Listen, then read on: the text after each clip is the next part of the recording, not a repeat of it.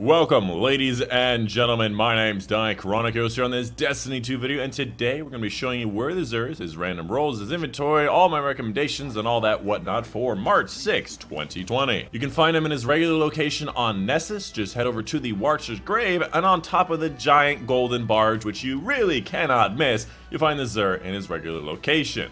Hopefully these harpies aren't shooting at me anymore. I taught them a lesson earlier. Keep on shooting at me. No, come back and shoot me. Come on, you wanted to shoot me. Let's have a party, shall we? I will kill you and your whole family. I can wait. You know, something that I learned recently is that the Xur is supposed to be like an emissary of the Nine, but he was a prototype emissary to talk to humans, and apparently he wasn't very good, and the new emissary of the Nine, that one chick in Joker's Wild, is supposed to be the better, newer version of him. That's something I learned recently. It might be kind of missing a lot of points here, but that's, I think, is correct. When it comes to lore, I hold no authority over anything, so take that with a grain of salt. In general, this is going to be your high overview of everything that he does have available, in case that's all you cared about. Starting up with the weapon, we have the Prometheus lens coming out in Curse of Osiris, and I've gotta admit, other than the laser tag PvP glitch we had, this weapon really kind of sucks. Now, I have actually seen people use it in momentum control because, you know, it's a special weapon that acts like an auto rifle with way more damage, but overall, it's not really great for damage in PvE, and you can do better things with snipers and shotguns and fusion rifles in PvP, so it just really doesn't have a place. Its main perk, Prismatic Inferno, basically at the end of its laser, it has a sphere that grows over time as you continue to fire the weapon, which should damage enemies around it, but that damage that circle does, or that sphere does, is really small and not really worth anything. In the exotic trait, Flame Refraction, basically as you get kills, you get ammo back into the magazine as you continue to fire, continuing and extending the beam's duration. Outside of that, there is a catalyst. I forget how you get that, but it's on my spreadsheet. It actually says how you get it, how to complete it, what you need, and all that whatnot. On top of that, it also has a bunch of different catalysts. I didn't even know that this thing had a dragon lion thing on it.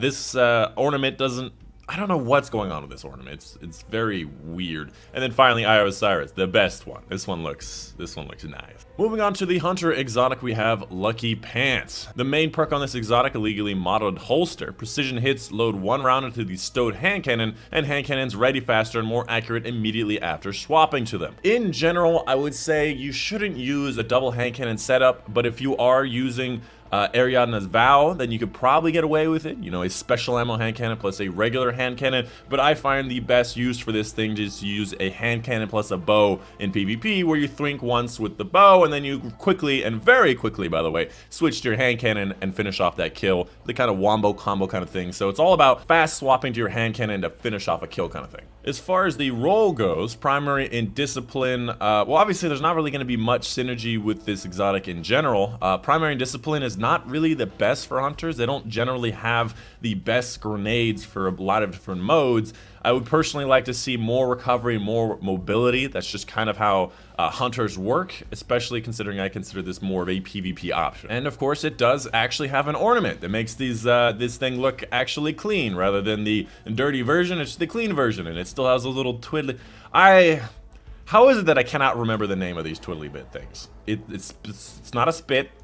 It's a spur! It's a spur. I got it. Moving on to the Titan exotic, we have the Helm of Saint 14. Now, this is an exotic that has been used a lot lately, ever since the Word of Dawn gained the highest weapon damage bonus out of any weapon damage bonus in the game. Titans have been used a lot for DPS, and this exotic just makes the bubble a little bit better, allowing you to take your overshield out of the big bubble, and top of that, also blinding any enemies in the bubble, meaning that the bubble is a super duper safe zone. Overall, the perk on this is not really the most amazing perk, but Word of Dawn is definitely super meta for PvE right now, and this is also something that works really well in PvP as well. So definitely an exotic you should pick up because it's still going to be very useful. They're not changing Word of Dawn or weapon damage stuff in the next season. As far as the role goes, primary in intellect, perfect synergy with this exotic. A secondary in resilience and recovery, also good synergy with this exotic, absolutely.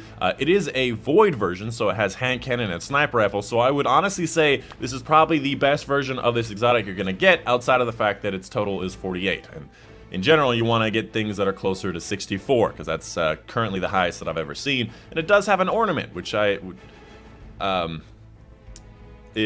has a double ornament. Double ornament power! Double sun power!